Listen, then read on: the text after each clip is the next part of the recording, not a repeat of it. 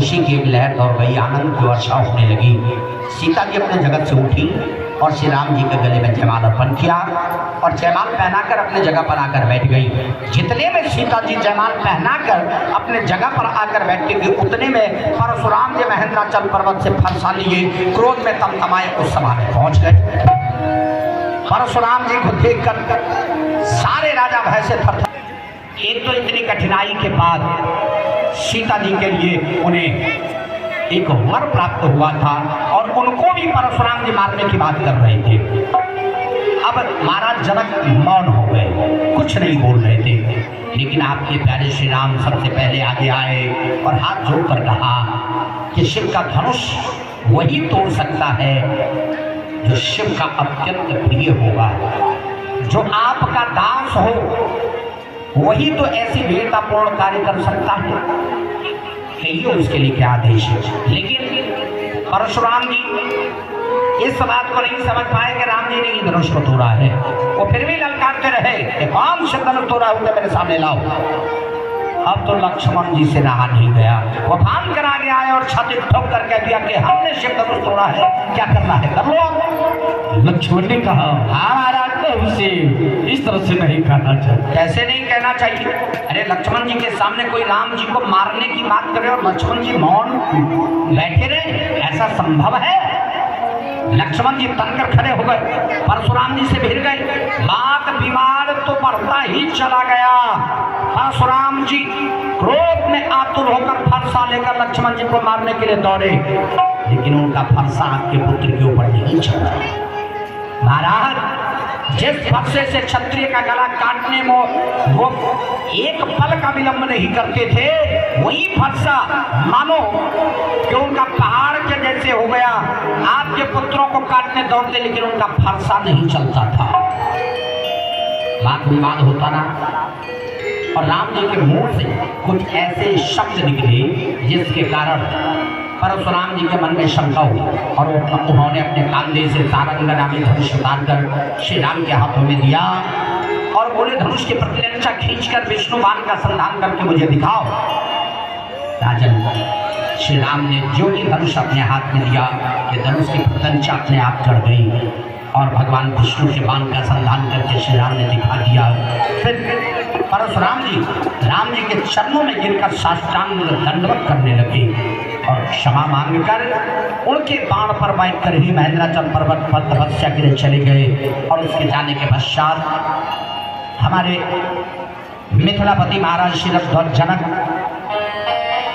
महामुनि विश्वामित्र जी का आदेश लिया कि अब क्या होना चाहिए। विवाह तो वैसे धनुष के अधीन था, धनुष टूटा तो विवाह हो गया, लेकिन अब क्या होना चाहिए।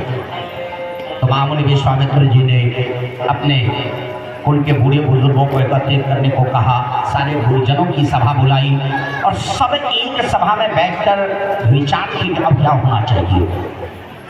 क्योंकि आपके पास आमंत्रण नहीं आया था, धनुष यज्ञ में सम्मिलित होने का आमंत्रण आपको नहीं आया था, लेकिन अकस्मात महामुनि विश्वामित्र के साथ आपके कुमार वहां पहुंच गए और संयोग से आपके कुमार के द्वारा ही स्वयंवर पूर्ण हुआ। आपके कुमार ने ही स्वयंवर जीता, तो संबंध तो उसी समय जुड़ गया।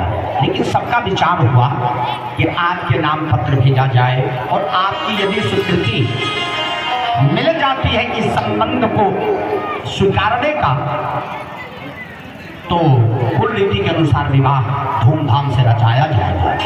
राजन ये प्रस्ताव मात्र आपके पास आया है और आते समय आपके प्यारे राम ने भी यही कहा था कि मेरे पिताश्री से कहना कि जब तक मेरे पिताजी आदेश नहीं देंगे तब तक मैं सीता का पाणिग्रहण नहीं करूँगा, सीता के साथ विवाह नहीं करूँगा।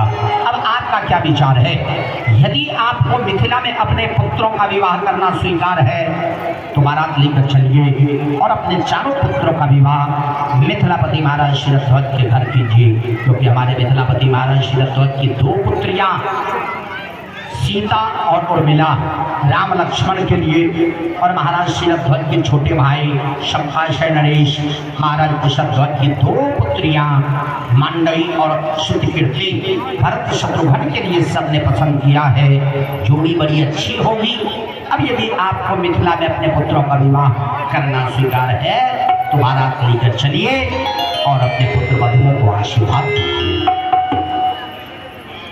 अभाष में तेराऊ अनुरागे, तो तन देन निछावर लागे।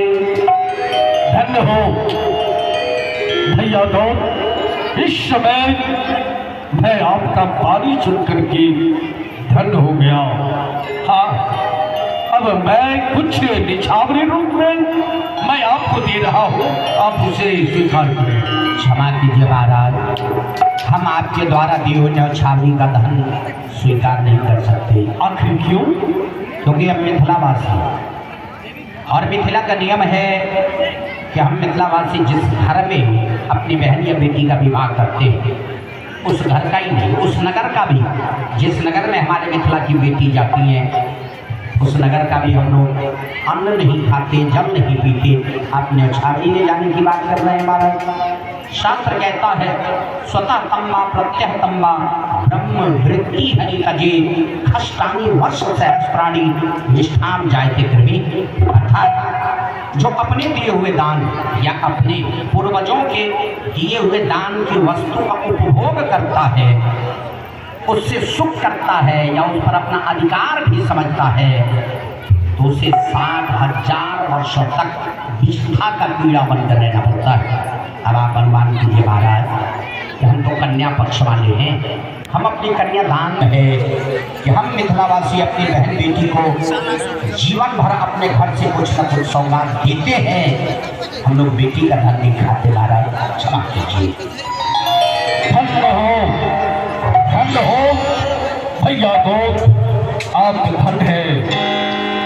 इस समय मैं विचार कर रहा था, जो विदेह राज एक बैरागी है, उनके साथ मेरा संबंध कैसे होगा मैं सोच रहा था। परंतु मिथिलांचल से आए हुए लोग ऐसे ज्ञानवान है, विदेहराज कैसे होंगे, वहां का जो भी प्रजा प्राणी होंगे कैसे होंगे। परंतु बात रही, आपने बताए हैं कि इस मिथिलांचल से अन्न पानी साथ लेकर के हम यहाँ तक आए हैं, यहाँ का अन्न पानी हम ग्रहण नहीं करेंगे। तो ठीक है, आप यहाँ का अन्न पानी नहीं खाएंगे तो बस यहाँ से थोड़ी दूर मेरे गुरुदेव का आश्रम है। उस आश्रम में जो भी संपत्ति है मेरे पूर्वजों को दिया हुआ है, क्या उस आश्रम का प्रसादी तो थोड़ा प्रसाद के रूप में पा सकते हैं? महाराज बड़े बुद्धिमान हैं आप, बड़ा आसान सा उपाय निकाल लिया अपना अन्न खिलाने का। अपना अन्न भी आप खिलाएंगे और मेरा धर्म भी नहीं जाएगा, क्योंकि गुरु आश्रम का प्रसाद पाने में कोई अर्थ नहीं है। गुरु आश्रम किसी का ससुराल नहीं होता, गुरु आश्रम होता है, तो वहाँ का प्रसाद पाने में कोई अर्थ नहीं है। वहाँ का प्रसाद पाए तो चलो सोने बोले गुरु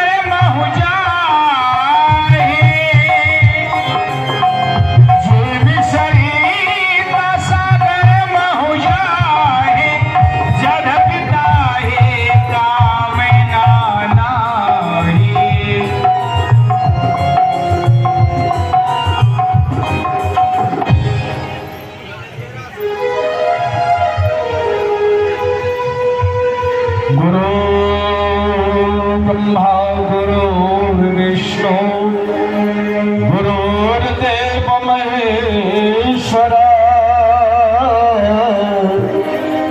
गुरुर् साक्षात् परब्रह्म तस्मै श्री गुरुवे नमः। करता हूँ प्रणाम गुरुदेव मैं आपको। ईश्वर बढ़ावे आपके यश और प्रताप को। कहिए श्री महाराज, आज अनायास मेरे आश्रम पर आने का विशेष कारण क्या प्रयोजन है, आप मुझे बतलाएं। गुरुदेव, आज मैं आपके चरणों को कृपा से आज मैं बहुत प्रसन्न हूँ गुरुदेव। मिथिलांचल में विदेह राज धनुष यज्ञ किए, उसमें देश देश के राजा को आमंत्रित करके वहां तक बुलाए। उनका प्रतिज्ञा आपके ठीक था, परंतु एक राजा बल करके हार गए, परंतु धनुष खंडन नहीं हो सका। यहाँ से पुत्र महर्षि विश्वामित्र के साथ गए, उस धनुष को राम ने खंडन किया है। परंतु मिथिलांचल से विदेहराज ने एक पत्र भेजे हैं। गुरुदेव, मैं आपसे निवेदन करता हूँ, पहले इस पत्र को आप स्वीकार करें।